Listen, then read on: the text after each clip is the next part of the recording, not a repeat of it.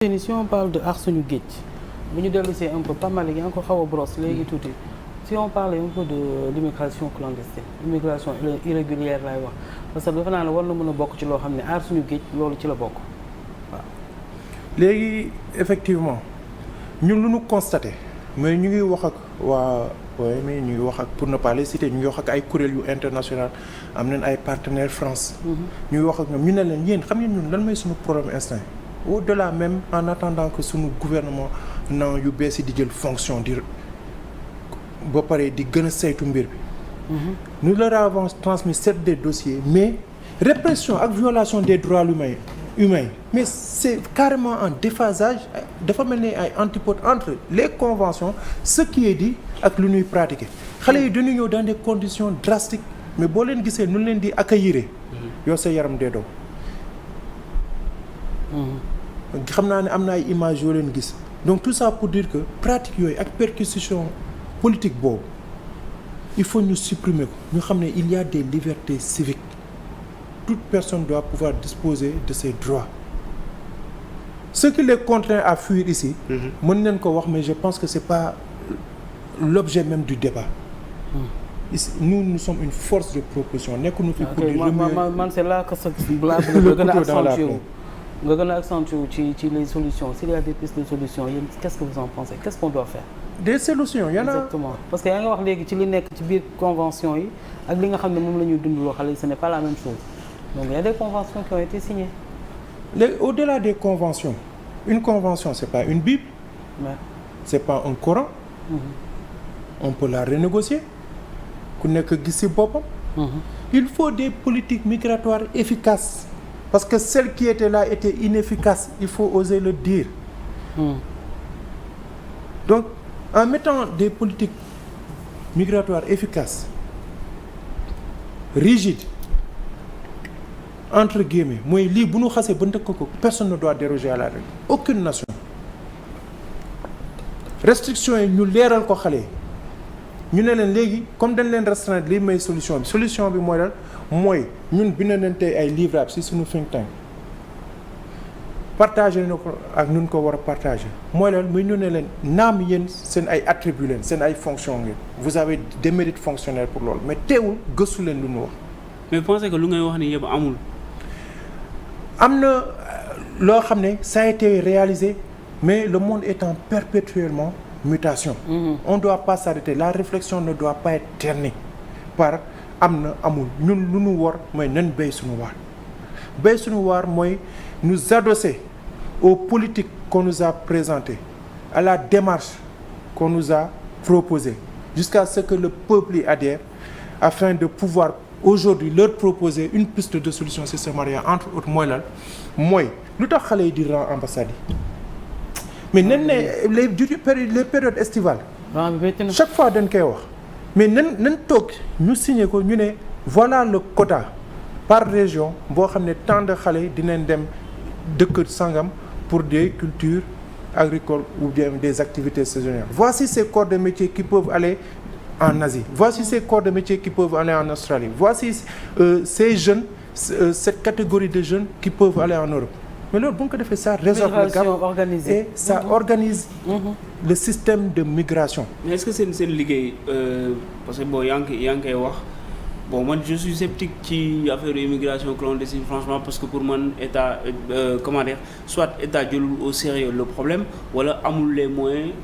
pour un peu restreindre lu nga xamante ni moom mooy départ yi maintenant li nga wax ci affaire ne xale yi dañuy rang ambassade yi bon man il y a quelques j'ai eu un vieux je pense il y a 2 semaines xaw ma une semaine bu ma woo téléphone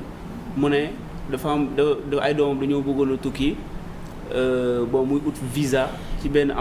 ambassadeur bon lu ma cité ambassadeur mais dañ ko doon laaj 500 000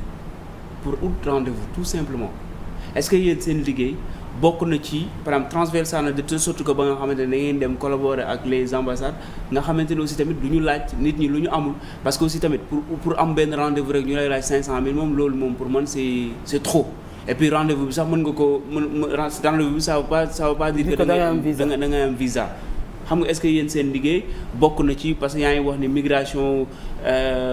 beneen voilà dañ organiser dañ ko war a xalaataat neneen est-ce que bokk na ci par exemple seen liggéey transfert ngeen jéggi géej gi dem ba ci ambassades yi parce que aussi tamit bon pour man c'est le même carcan ngeen egg foofu ba nga xamante ne ñooñu tamit dissuader leen parce que pour man loolu aussi tamit c'est un peu injuste. Vraiment en termes de collaboration effectivement ñu ngi collaborer ak ay consuls am na ñoo xam ne c'est des personnes dédiées pour ce genre de situation ñu ngi waxtaan ak ñoom ñun si jëlee ay input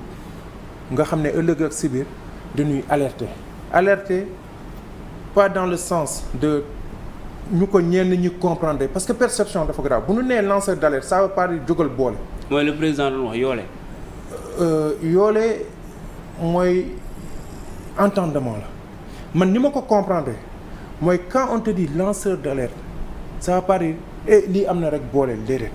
mooy et la maîtrise de ce que tu dis parce que demain tu répondras de tes dires. mais c'est est-ce que loolu moom mooy meilleure solution bi. le président les arguments waa yoole est-ce que loolu moom mooy meilleure solution. non yoole est-ce que du moo parce que man pour man lii nu mu def nii wala keneen def ko. suñu yeneen invité yi parfois ñu ñëw wax benn affaire boo xam ne dañ ciy bàyyi xel xam ne lii c'est une alerte. man pour man loolu laa comprendre au moins ki nga xam ne day alerter. sur un sujet bien précis mu maîtriser ko un peu. mais yoole on a invité on a un professeur un jour li mu doon wax noonu ci immigration clandestine au niveau de Saint-Louis. ça c'est avéré après ñoom bi ñu xoolee gis nañ ne noonu la demee. man xam ngeen ni ma ko percevoir parce que ñun lu ñuy def dañuy tënk mbir bi waxtaanee ko ci kuréel ak ñi comme ni ma leen ko waxee sànq ay think tank ñu fi nekkul ñu def ay réunion Zoom. ñu fi nekk ñu def ay réunion physique jël documents yi en tant que force de proposition boole ko mais dafa am si ñun ñoo xam ne ñooy gérer lu ñuy wax veille stratégique mooy dañuy nekk au fût des actualités de ce qui se passe chaque jour sur tous les domaines dañuy koy wax man sama domaine bu ñu ñëwee ñu ne ma seeni attention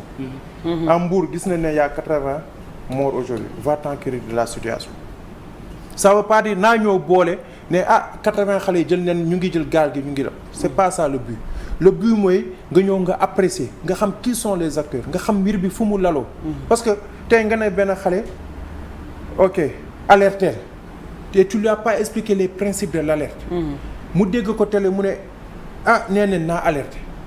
naa boole mais est-ce que yow tu penses que nga bokk ni benn kër. muy sa mag. wala nga bokk nit benn kër muy sa pape wala muy sa frère. ngeen bokk géej. parfois les choses sont organisées dans un micro-environnement. ban sens la boole bi am. boole bi amul sens. il faut éveiller. il faut alerter dans un cadre juridique de manière intelligente. moi c'est à ça que j'appelle la population. beneen bi moom mooy bu fekkee dañoo wax boole par exemple boo gisee kuy dem wala koo xamante ni lu nekkul ci yoon nga boole ko loolu ça veut dire quelque part que surveillance bi aussi tamit am na ay limites su ma waxee surveillance bi moom mooy par exemple les côtes maritimes est-ce que Sénégal tey jii nii am nañ ay ressources humaines yoo xamante ne je parle directement pas de la marine tout simplement mais ay forces yi nga xamante ne ñoo leen di épauler ressources humaines bu suffisantes pour mën a surveiller les côtes à ce que par exemple jeunes yi ñu bañate dem et puis est-ce que gis nga ni loolu c'est une solution. ok man à travers ce que tu viens de dire je vois pas de problème je vois ça en solution. Tu viens de nous offrir une solution. mooy lan mooy maanaam tey ñii nga xam ne ñu ngi dem découlant émanant d'une mauvaise politique étatique boo xam ne dafa engendrer pauvreté instabilité répression manque d'opportunité ñooñu mais tu as une manne de capital humain boo xam ne tu peux les recycler tey kii nga xam ne bu coxeur bi boo ko jàppee boo ko tëjee prison ban njëriñ la ñu amal mën nga ko jox amende mën nga ko peut-être teg benn daan mais ramène-le à la société parce que lu mu yàgg prison il va revenir dans cette société te boo ko joxalul si lu mu jàpp de mën na dellu si lu mu nekkoon donc capital humain boobu si sur les 700 kilomètres de côte bu dee am na lu ñu mën protéger mais c'est le moment de capaciter les jeunes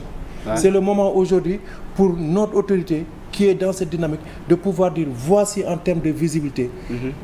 comme on parle de plan de transformation dans les 5 prochaines années man nee naa leen évaluer leen ma di ngeen gis ne bu doon 700 kilomètres de côte 200 kilomètres tey la ñu mën a am sous notre maîtrise on aura 400. C'est ça une solution donc ñu capacité capital humain boobu ngay wax boo xam ne parfois il s'adonne à des pratiques illégales. Donc man de sant ci question bi parce que lu am solo la parce que toi-même tu as donné une solution.